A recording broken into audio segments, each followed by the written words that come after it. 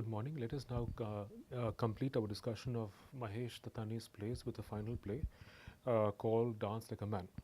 And like the title of the play suggests, it again is a comment on the association of the exclusive association of dancing with women and femininity.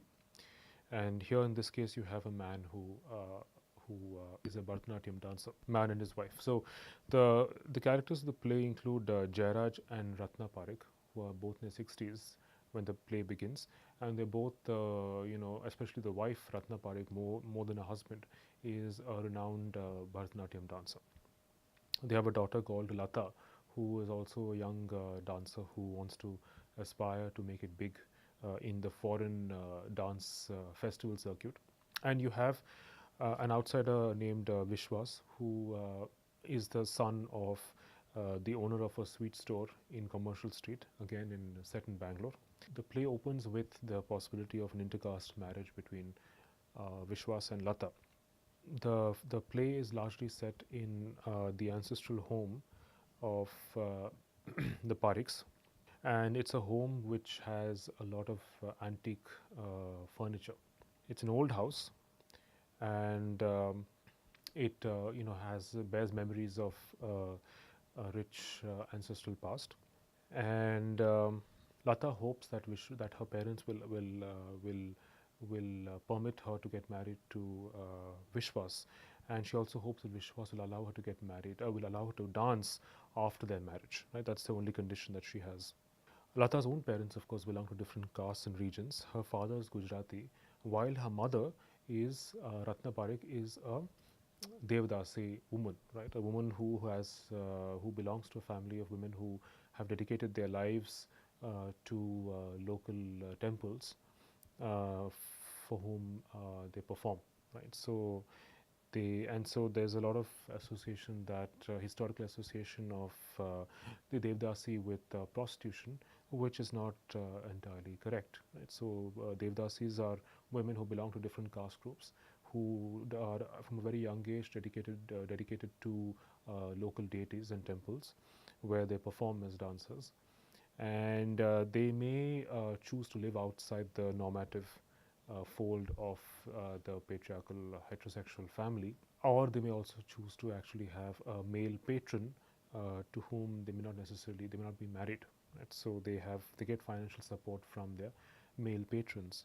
And so Jairaj's father, Amrit Lal, who is this very renowned and famous businessman, is completely against his son Jairaj getting married to Devdasi, to the daughter of Devdasi. She doesn't want him to get married to Ratna initially. And there's again these interesting flashbacks across time, across a period of 40 years from the time Ratna and Jairaj were young to the present when they are in the 60s. And now they are parents of Lata. And so the house is full of antique furniture. In the present, Amritlal is dead, and the front room is recent. The front room, which is an extension of the house, is recent and it's meant for outsiders. But the inner part of the house is the original house, which is full of antiquities. Jairaj and Ratna, we discover later, once lived with Amrit Lal, but they had to leave because Jairaj's father, Amrit Lal, was against his wish to become a dancer, to be a dancer. Right. So Amrit Lal disapproves of Jairaj's desire to be a dancer. When Jairaj grows his hair long, that Amrit Lal begins to think that his son has become rather effeminate and probably even homosexual. And so he stigmatizes and chastises his son for his desire to become a dancer.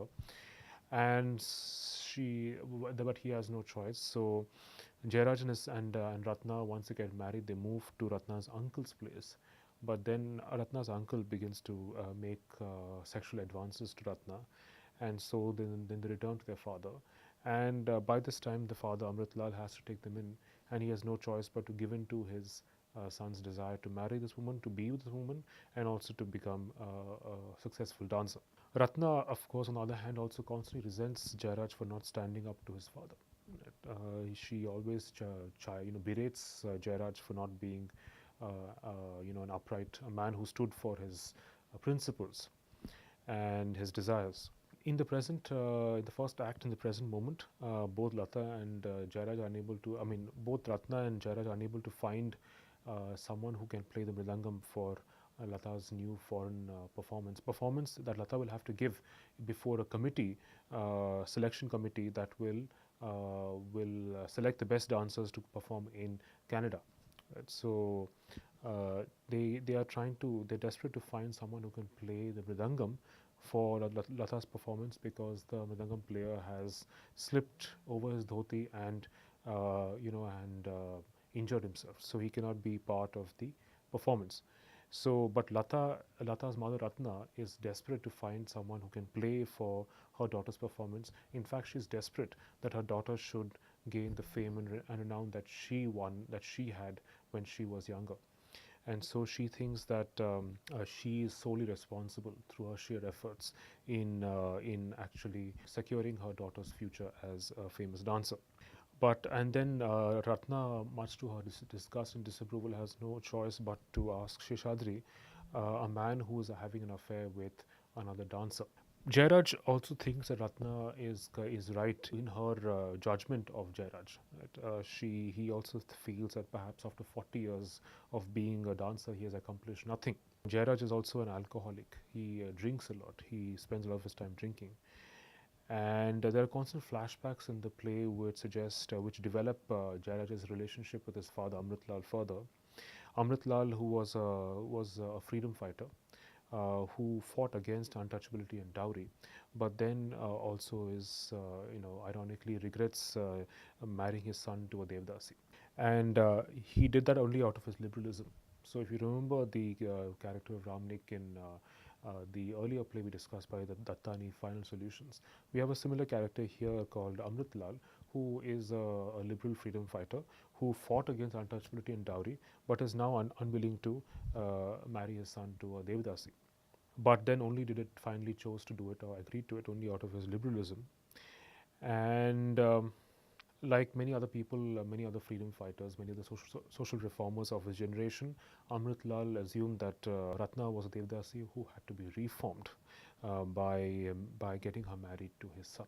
Right? So there's the assumption that she must have been a prostitute like her like her ancestors, for which she has to be reformed into marriage. Amritlal, of course, constantly also cannot tolerate his son's appearance. Right, he constantly makes fun of his son's guru, who is seems to be effeminate and probably homosexual, like his son, for growing his hair long. Right? So this kind of constant perception, this prejudice against male dancers as being effeminate and gay. But then finally, Ratna, is determined to actually further her own career as a dancer, despite her father-in-law's disapproval. And she wants to learn dance initially from an old dancer, an old woman who never had the opportunity to perform because she's also a Devdasi. And so she wants to learn from a very old Devdasi, much to her father-in-law's disapproval. And Jairaj also wants to start learning Kuchipudi. This is, of course, a flashback to when they both began dancing. And Jairaj again wants to start learning Kuchipudi, where men dress up as women and perform. Right, so that becomes another challenge to Amritlal's liberalism, and but then Amritlal has no choice because his son Jairaj is adamant to become a dancer. And finally, Amritlal makes sure that he pays the old Devdasi off. In fact, he bribes her to prevent Ratna from seeing her. Right, so he almost gives the old poor Devdasi woman, the teacher, money, bribes her to prevent her from meeting and talking to Ratna, and therefore then later on Ratna and Jairaj decide to leave Amritlal. Right, but finally Amritlal gives in and allows them to practice to practice in his own house. He allows their guru to visit his house to teach them dance, although he is still ashamed that his son is growing his hair long and isn't manly enough.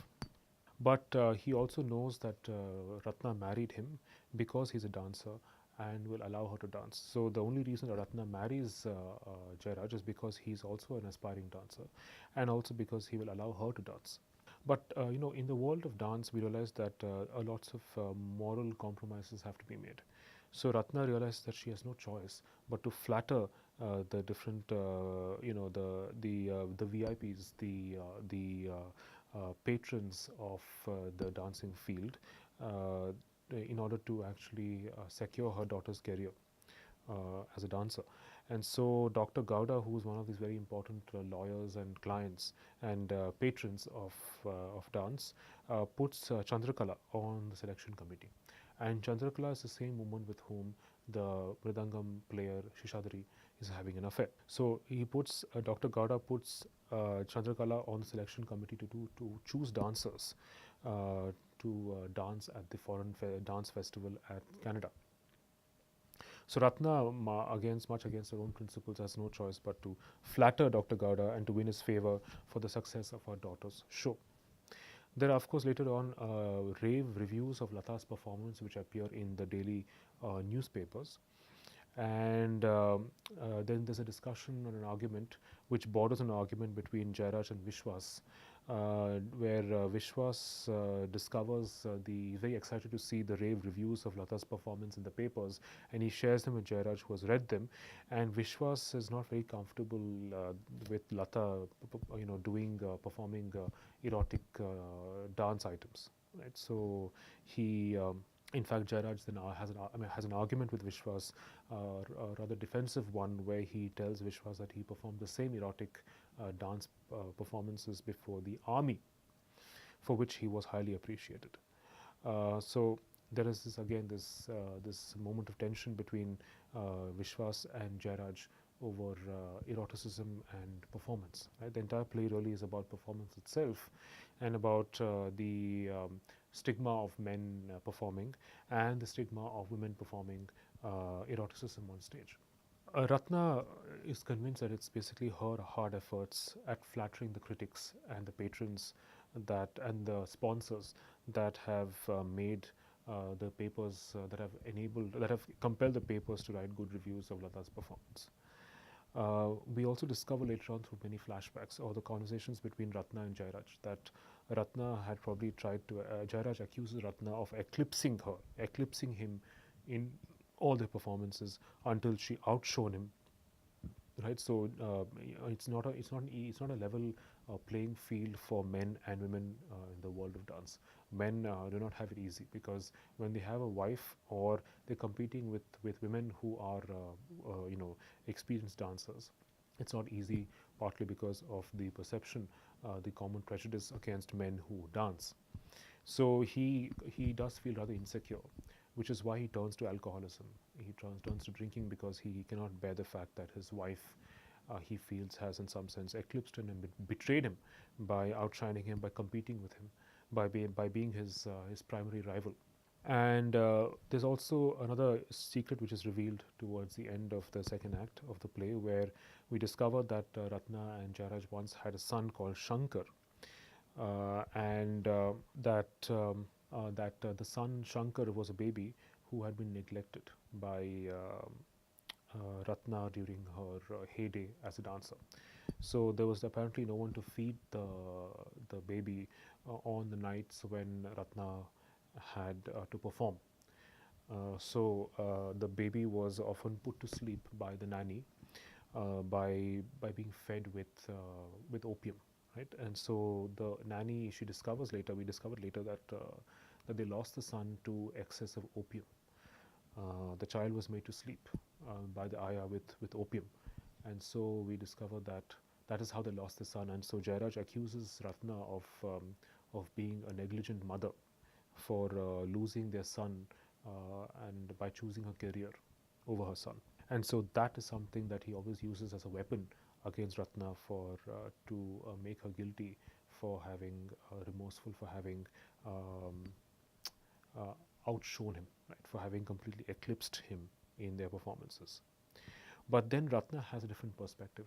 She thinks that Jairaj has not taken on put in the hard work to actually be a good dancer. He has given up too early in life and has turned to alcohol simply because he could not take up the challenge of practicing and of becoming a good dancer. Jairaj thinks that his father used Ratna to dissuade him from dancing while giving her the freedom to dance. Right? But Ratna thinks that Jairaj is responsible for his own alcoholism and turned down invitations to dance because he did not want to dance alone, or because perhaps he could not acknowledge his own mediocrity. And so that is the tension, the friction between husband and wife, both of whom are dancers.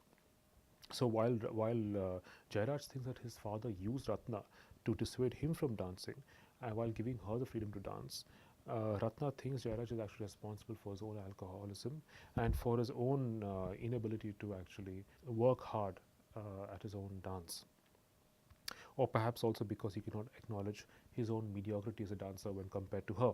And towards the end of the play, there's a vision of Ratna and Jairaj dying.